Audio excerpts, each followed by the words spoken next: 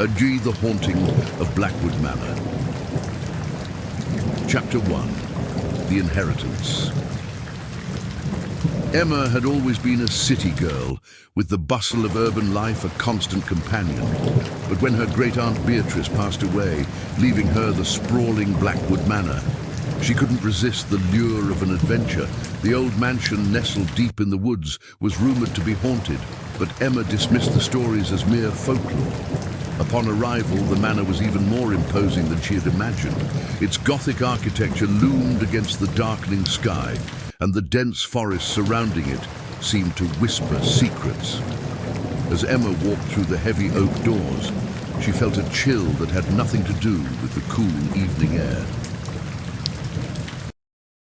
Chapter 2. The First Night. The first night was uneventful. Emma explored the manor, discovering rooms filled with antique furniture and portraits of stern-faced ancestors. But it was in the attic where she found something truly unsettling, a dusty old diary belonging to her great-aunt Beatrice. The entries were filled with references to a dark presence that haunted the manor, tormenting its inhabitants. That night, Emma lay in the grand four-poster bed in the master bedroom, the diary resting on the nightstand. She drifted into a restless sleep, only to be awakened by a soft whispering. She sat up, straining to hear, but the house was silent. Dismissing it as her imagination, she lay back down, unaware of the shadow that lingered just outside her door. Chapter 3. The Awakening. Over the next few days, the whispers grew louder and more insistent. Emma began to see fleeting shadows out of the corner of her eye and hear footsteps echoing through the empty halls. Determined to uncover the truth, she delved deeper into the diary, discovering that Beatrice had been a part of a secret society that dabbled in the occult. One stormy night, Emma decided to confront whatever haunted the manor. Armed with a flashlight and her great-aunt's diary, she descended into the basement, where the presence felt strongest. As she reached the bottom of the stairs, the air grew thick with an oppressive darkness. The flashlight flickered, and Emma heard a low, guttural growl. Chapter 4. The Confrontation. In the dim light, Emma saw the outline of a figure, a tall, shadowy entity with glowing red eyes. It moved towards her, whispering in a language she couldn't understand. Heart pounding, she remembered a passage from the diary, a ritual meant to banish the dark presence. With trembling hands, she began to recite the incantation.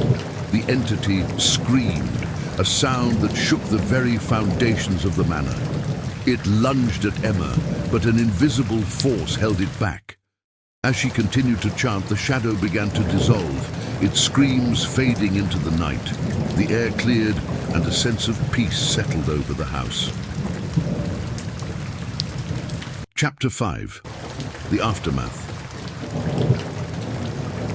The next morning, the manor felt different, lighter, as if a weight had been lifted. Emma knew the presence was gone, but the experience had changed her. She decided to stay at Blackwood Manor, turning it into a sanctuary for those seeking to escape the chaos of the city.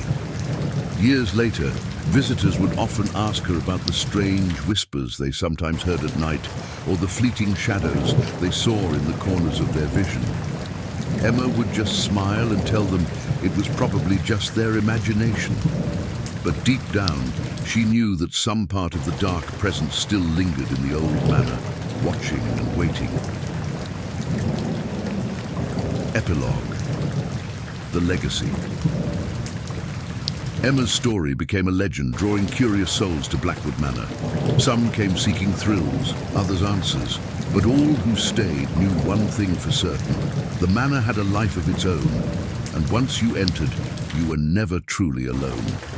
And so, the haunting of Blackwood Manor continued, a dark legacy passed down through generations, forever intertwining the living with the shadows of the past.